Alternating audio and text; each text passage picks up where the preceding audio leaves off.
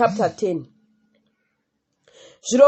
Zvirokwazvo ndinoti kwamuri, usingapindi nomukova mudanga ramakwai, asi unokwira nokumwe, imbavha negororo.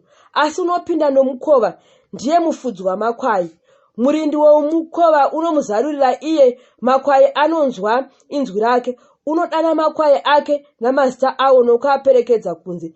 Kana abudisa makwai ake ose, unoatungamirira. Makwai anomutevera nokuti anoziva inzwi rake. Asi mwene haangatongomuteveri, asi anomutiza nokuti haazivi inzwi ravaeni. Jesu akareva mufananidzo uyu kwavari, asi havana kunzwisisa kuti zvaakavataurira ndezvenyi. Zvino Jesu akati kwavarizve, zvirokwazvo ndinoti kwamuri, ndini mukova wamakwai. Vose vakanditangira kuuya, imbavha namakororo, asi makwai haana kuvanzwa. Ndini mukova, kana munhu apinda neni, uchaponeswa, uchapinda, uchabuda, uchawana mafuro. Mbavha inongouya kuti ibe nokuuraya nokuparadza. Indakauya kuti ave noupenyu, uye ave nohwakawanda. Ndini mufudzi wakanaka unorashira makwai ake upenyu hwake. Muranda usati uri mufudzi wamakwai, makwai asati ari ake, unoti kana achiona bere richiuya, unosiya makwai ndokutiza. Bere rinoabvuta nokuaparadza. Unotiza zvaari muranda, haane hanya nemakwai. Ndini mufudzi wakanaka, ndinoziva makwai angu, namakwai angu anondiziva ini. Baba sezvavanondiziva, neni ndichiziva Baba, ndinorashira makwai angu upenyu hwangu. Namamwe makwai ndinawo asati ari edanga rino. Naiwo ndinofanira kuuya navowo. Achanzwa izwi rangu, richava boka rimwe nomufudzi mumwe. Saka Baba vanondida, nokuti ndinorasha upenyu hwangu ndigohutorazve. Hakuna munhu unganditorera ihwo, asi ndinohurasha ndibene. Ndine simba rokurasha, uye ndine simba rokuhutorazve. Uyu murayiro ndakaupiwa naBaba vangu. Ipapo kupesana kukamukazve pakati pavaJudha pamusoro pamashoko iwayo. Vazhinji vavo vakati, uno mweya wakaipa, unopenga, munomuterereiko? Vamwe vakati, mashoko aya haatariwo munhu wakabatwa nomweya wakaipa. Ko mweya wakaipa ungagona kusvinudza mapofu here? Yaiva nguva yomutambo wokuvandudzwa kwetemberi paJerusarema, chaiva chando. Jesu akafamba mutemberi pabiravira raSoromoni. Zvino vaJudha vakamukomba vakati kwaari, uchativetsa kusvikira rinhiko? Kana uri Kristu iwe, tiudze pachena. Jesu akavapindura akati, ndakakuudzai mukasatenda. Mabasa andinoita nezita raBaba ndiwo anondipupurireni. Asi imi hamutendi, nokuti hamuzi vamakwai angu. Makwai angu anonzwa izwi rangu, neni ndinoaziva, uye anonditevera.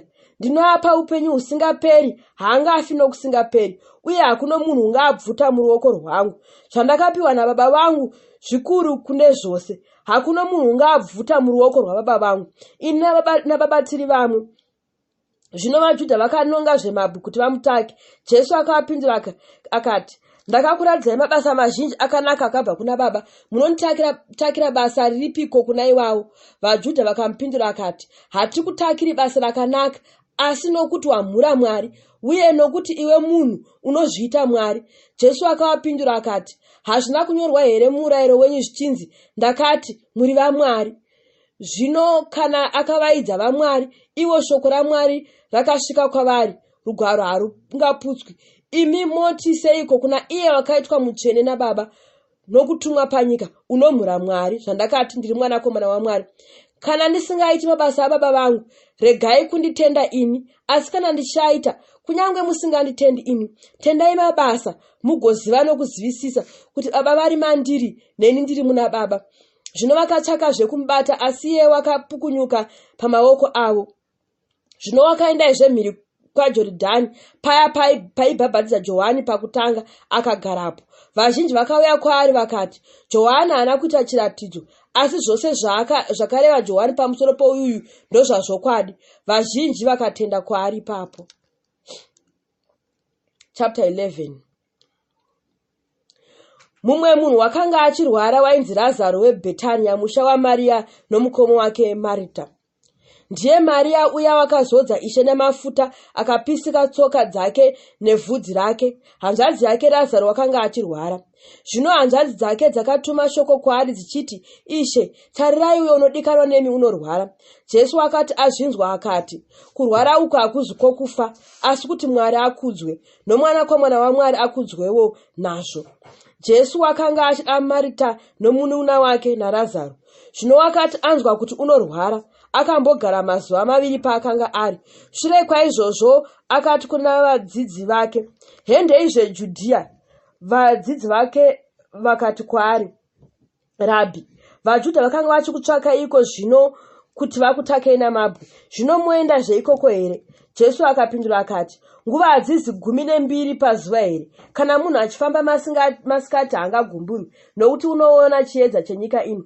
Asi kana munhu achifamba usiku, unogumburwa nokuti hakune chiedza mari." Ndizvozvo zvaakareva akazoti kwavari, "Razaro wedu wavata, asi ndinoenda kuti ndimumutse pahope." Zvino vadzidzi vakati kwaari, "Ishe, kana achivata uchanaya hake." Jesu akanga areva kufa kwake, asi ivo vakanga vachiti unoreva kuvata hope.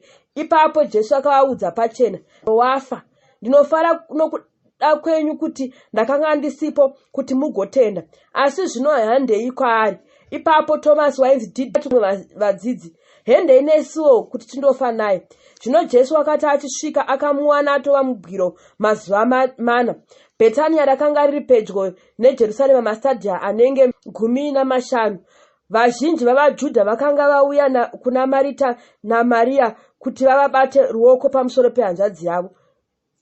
Zvino Marita wakati achinzwa kuti Jesu ouya, akaenda kunomugamuchidza, asi Maria wakagara mumba.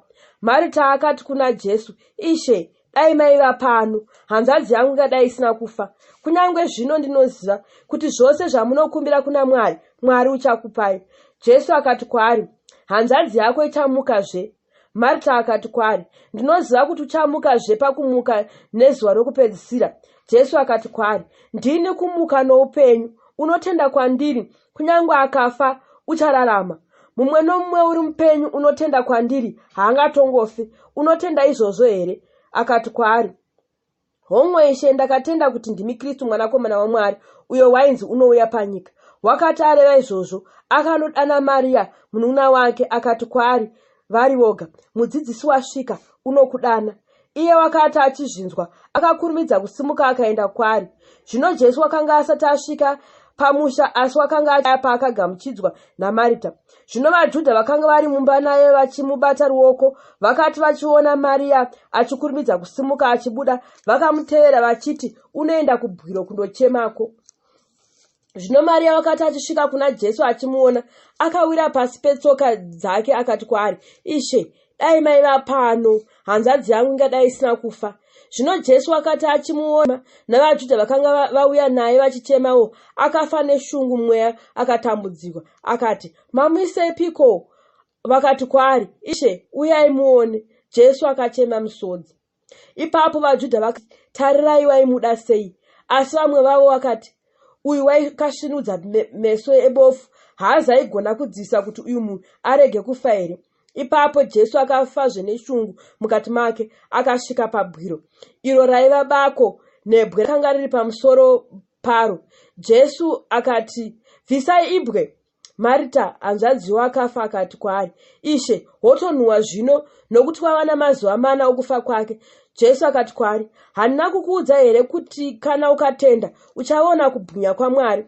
Ipapo vakabvisa ibwe. Zvino Jesu akatarira kudenga akati, "Baba, ndinokuongai nokuti